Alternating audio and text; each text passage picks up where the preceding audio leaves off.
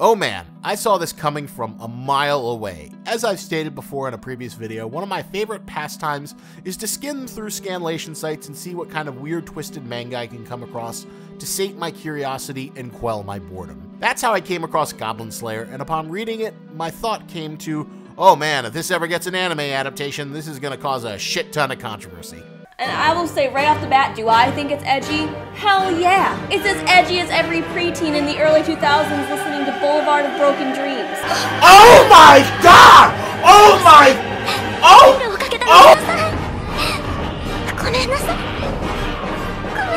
Wow! Let's go! Episode with our prospective character wincing over Mr. Slayer murdering goblin babies. But that whole philosophical question is fucking stupid. Goblin Slayer is the worst anime ever made. Period. Possibly in the history of ever. This anime isn't just bad, it is offensively bad. Everyone wants to tell a story. Some stories, someone may die. And some stories, a whole party may be wiped out and raped. This is just Gorn, basically. It's just like, hey, you want to watch a bunch of people die? This is still garbage and everything I hate about anime. Fucking Christ, burn these people at the stake. Burning people at the stake for enjoying a dark fantasy series. That's a very current year take. Lo and behold, I was yet again 100% right. Of course, this won't be anywhere near the controversy if the Jigan manga ever gets an anime or a movie, but we'll get to you later, my sweet, sweet, disgustingly offensive little child. That is for another day. For today, get ready, kids, as we attempt to try and have a nuanced and productive discussion about Goblin Slayer and the representations of the no-no R-word that YouTube hates and will demonetize this video if I use it too many times. So warning right here and now, we'll be talking about depictions of the R-word in film and TV, so if that's something you're not comfortable with, then now would be a good time to stop watching this video.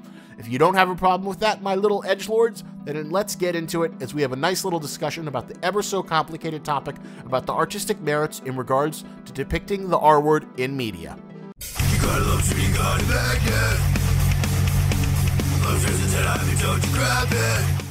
So this is a discussion we see time and time again. Some popular show will have a graphic depiction of sexual assault or violence committed against women, and we'll get a litany of think pieces discussing whether or not rape should be something that is included in TV and film.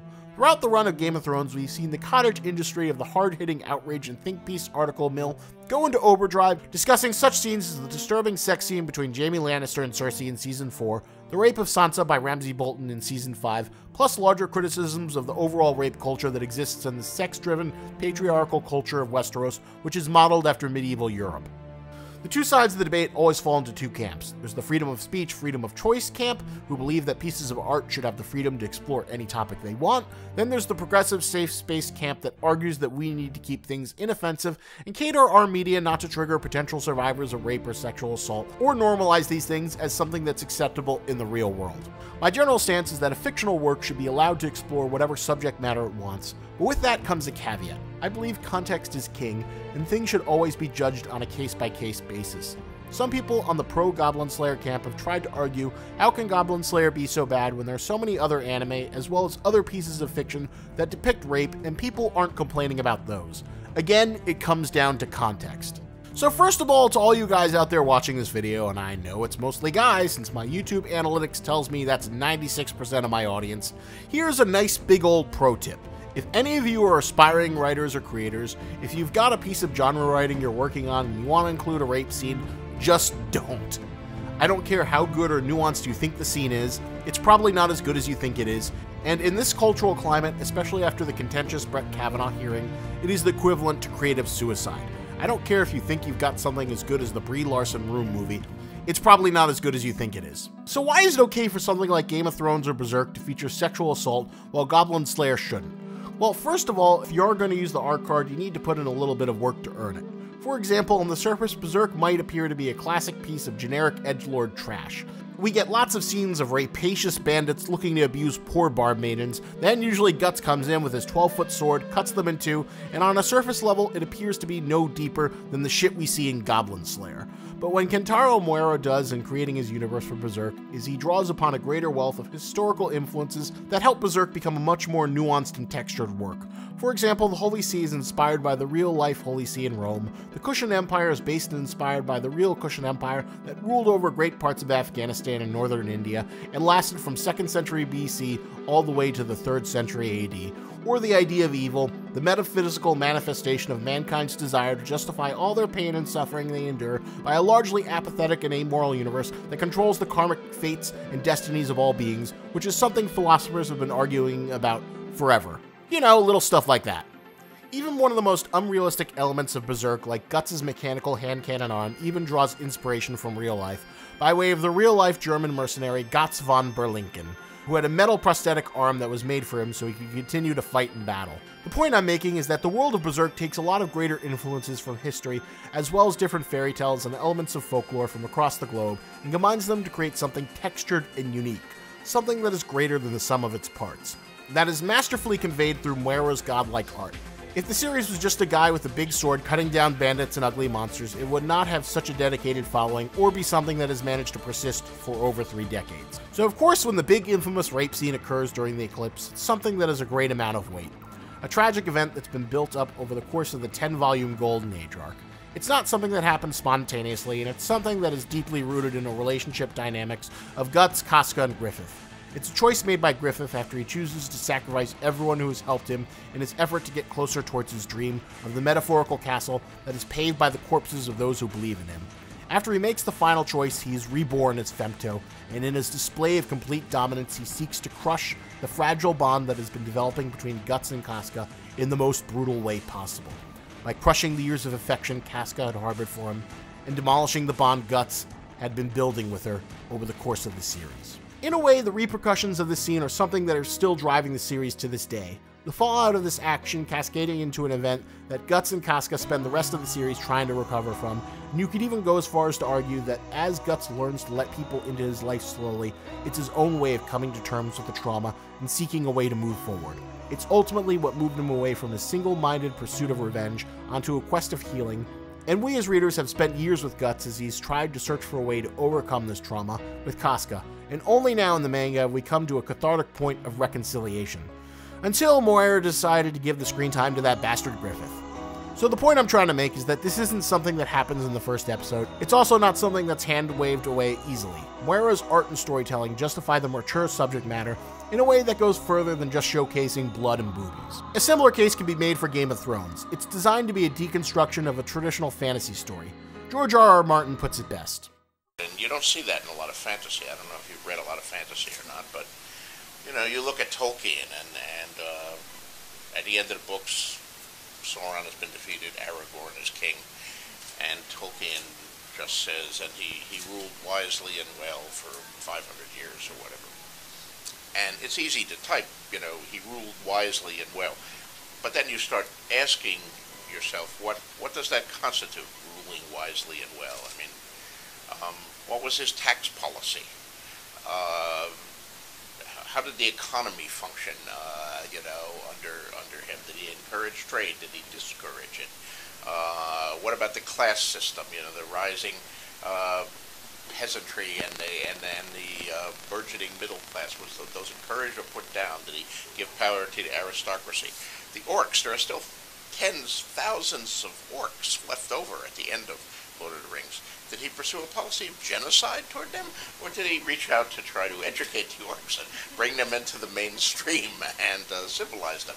We never get answers to any of these questions. We just get, he rules wisely and well. What I've tried to do in showing rulers as diverse as Robert and Ned Stark and Cersei Lannister and Daenerys Targaryen is show people who achieve a position of power, and then what do they do with it? How do they deal with the divisions in their societies, the hatreds in societies, the violence and crime, and, you know, economic matters. So Game of Thrones is designed to delve into the questions that most fantasy novels don't tackle, like what is Aragorn's tax policy? Or what does he do with all those baby orcs? The best example of this deconstructivist motif are the dual arcs of Arya and Sansa. Arya wants to be a wandering knight and adventurer and doesn't want to be sequestered as a political pawn to be married off like some broodmare, and accept the very rigid roles that the society of Westeros has ascribed towards her gender. On the opposite end of the spectrum, there's nothing more that Sansa wants than to be married to some handsome prince or noble so that she can have lots of babies and have a handsome knight to be her champion at her tournament. Both Arya and Sansa get the monkey's paw version of what they want, and they both learn how miserable the things they wanted actually are in the world of Westeros. Arya learns that most adventurers and knights are predators who prey upon the people, and the common folk are always at the mercy of some lord or nasty brigand with a sword who they have little power against. That there is no such thing as honor, and when removed from the protections of her name and class, Arya sees how vulnerable she truly is. Sansa learns that the court is nothing but a place filled with venomous vipers, as various factions try to use her as a political pawn. The common folk hate her, and her once lovely prince has her beaten and stripped down in the middle of court for his own sadistic amusement, and no one will come to try and protect her. Even her family name and class stature doesn't make her immune from the threat of sexual violence, and she is nothing but a small leaf flying in a maelstrom of political intrigue, struggling to stay alive, where one wrong look, one wrong word could lead to her being executed in public, just like her father. These two stories are deconstructions for both the characters and the audience in terms of what they typically expect to see in a more traditional fantasy setting.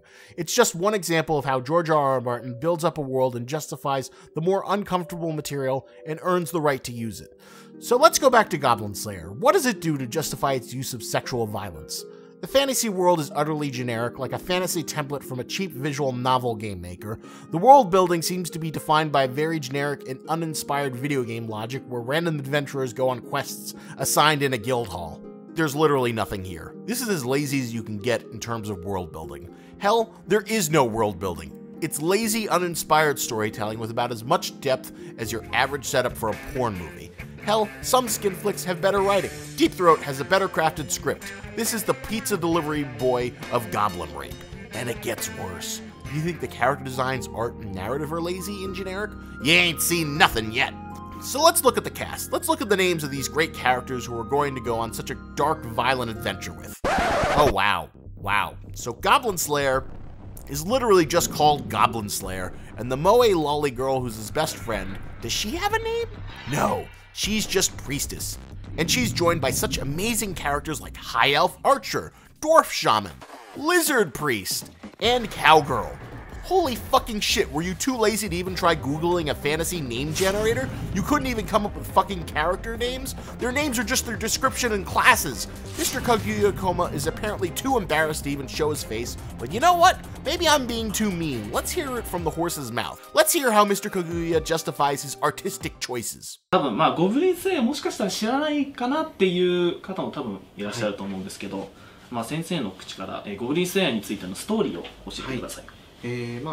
どこかのファンタジー世界のどこかの大陸のどこかの辺境で、ひたすらゴブリンだけを退治してるなんか変な冒険者がいて、そのゴブリンだけを退治するからにはいろいろと理由があったりとかして偏屈にはなってるんですけど、そういう何か変な冒険者が周りの人とかいろんな出会いとかを通してちょっとずつ前向きになっていくというような話を書いております。ゴブリンスレイヤーを知らない人に読むべき理由を挙げるとしたら何でしょうか。とりあえず読んでくださいというのは読んでください、ぜひ読んでくださいっていうのはありますけど、自分が古典ファンタジーとか、あとテーブルトーク RPG とか、あとゲームブックとかが好きなので、そういうのが好きな人ですとか興味があるという人は多分読んでいただけたら楽しいんじゃないかなというふうには。どういった名前が候補にあったんですか。それ言えますか。いや、言えるは言えるんですけど、どれにしようまではいかなくて、とにかくひたすら書いてったけどどうもしっくりこないっていうのなので、なんとなく全部ボツになった。そうですね。ゴブリンスレイヤーはゴブリンスレイヤーなのだから、女神官さんは女神官さんでいいじゃないかっていう風な感じもあったので、それでじゃあ。So, the primary inspiration for your work is tabletop RPG games and game books, and the reason you never bothered giving your characters names is because your lazy fantasy world is like a tabletop RPG, and you want people to feel like they're playing your characters. Okay. But you know what most people don't do in their fantasy role-playing games? They don't roll initiative to see who gets raped. Hell, even the Book of Erotic Fantasy doesn't go there. Seriously, if you're too lazy to at least name your characters, then you probably shouldn't be writing rape scenes. Who knows, maybe I have the greatest story ever written about the opioid crisis that's ravaging America right now, but nobody's gonna take me seriously if my story features such great characters like Black Fireman Guy and Asian Doctor Lady, as they team up to fight against Caucasian meth head opioid addict. Now, for all of you people who like this crap and are defending Goblin Slayer, I get it. I like stupid schlocky stuff too. I watch and read lots of stupid schlocky stuff all the time.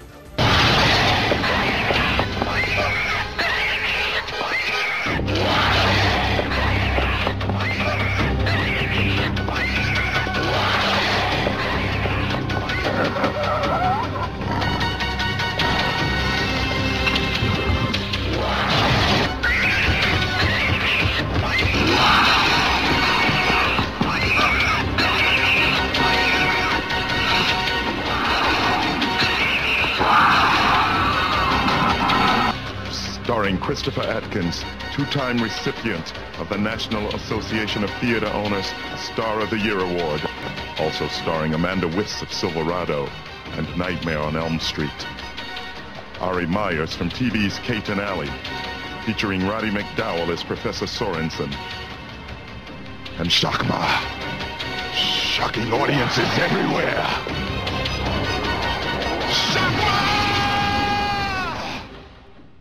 But let's call an apple and admit this is stupid schlocky stuff. I'm not here to kink shame. I know monster girls are all the rage in Japan these days, and there's an entire genre of Kindle filled with erotic stories about women getting raped by Bigfoot and other weird creatures. But if this stuff is the kind of stuff you like, that's fine. It's okay to enjoy stupid schlocky crap, but let's not pretend there's any higher artistic merit here. Trying to argue that Goblin Slayer is somehow showing us how brutal and awful sexual assault committed by fantasy creatures truly can be, is this really the hill you want to die on to defend the freedom of artistic expression?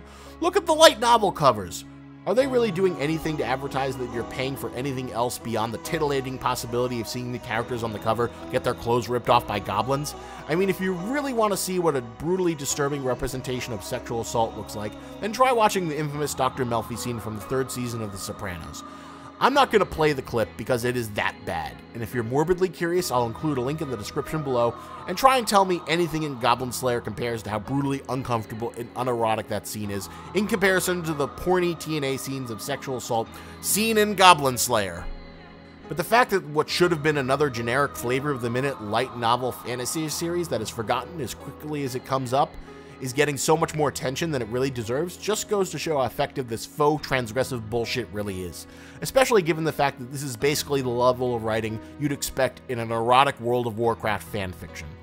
But even then, you'd expect more character development for the goblins. If I haven't made it pretty clear what Goblin Slayer is all about, then let me make things even clearer about what exactly this all is. It's Grindhouse schlock. Maybe this will make it clearer.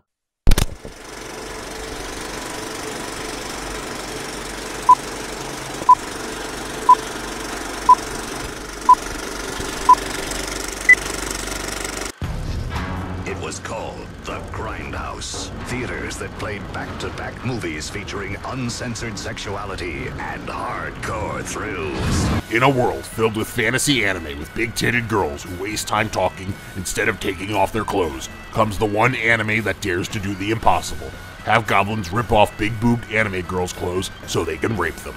Only one man could conveniently bring justice right after the goblins finish ripping off the girls' clothes. He is Goblin Slayer, and he's ready to bring a world of hurt and justice onto these vile creatures. It doesn't matter. Big goblins, small goblins, even little baby goblins. Goblin Slayer kills them all. That's right, even the babies get it. This shit is deep, filled with moral ambiguity. Coming to a Grindhouse, I mean a filthy, illegal, pirated anime stream to a web browser near you. But you know what? If this is what you kids want, maybe I should just give up. After wasting so many years trying to become a professional writer, trying to take creative writing classes, entering into contests, trying to get into an MFA program, writing scripts and short stories, maybe I should just be trying a lot less harder than I was before. So you know what? Screw it! If I don't even have to bother writing names for the characters, I'm gonna make my own cheap light novel that can be turned into an anime and make all the money from all you little edgelord weebs. Alright, let's see. We need to find a mythological monster. Something that's not overexposed, but something that can rape. Okay, I got it. Satyrs. Satyrs haven't been overplayed yet. So now I present you with the next hit franchise, Satyr Slaughterer. In the fantasy world of Jumba Juice or something, we'll figure it out later, there are anime boobs. And in this world of anime boobs, There are evil satyrs who want to rape the anime boobs. Oh no,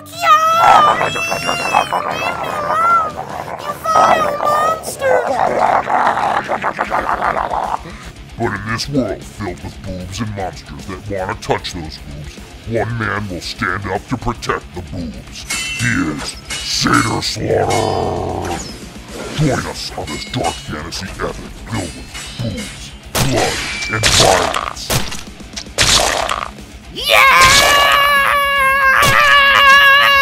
Satyr Slaughterer! So yeah, here's my PayPal if you want more Satyr Slaughterer. Give me all your money, because apparently it doesn't take much to impress you kids these days. But on a final note, as we wrap things up, if you like this kind of stuff, that's fine. Just realize what it is and try not to get so defensive about it. And if you don't like it, the best thing you can do is just ignore it. Because trust me, this is going to fade out of the collective cultural consciousness when the next stupid isekai flavor of the month arrives. I'm looking at you, I reincarnated into a vending machine. So thanks for sticking around for this thoughtful and nuanced discussion about Goblin Slayer. And remember, lobster's antennas, but don't you grab it. A special thank you to my buddy Goro Gogoro, who did the art for Satyr Slaughterer. If you want to check out their Twitch and YouTube channels, check out the link I included in the description below.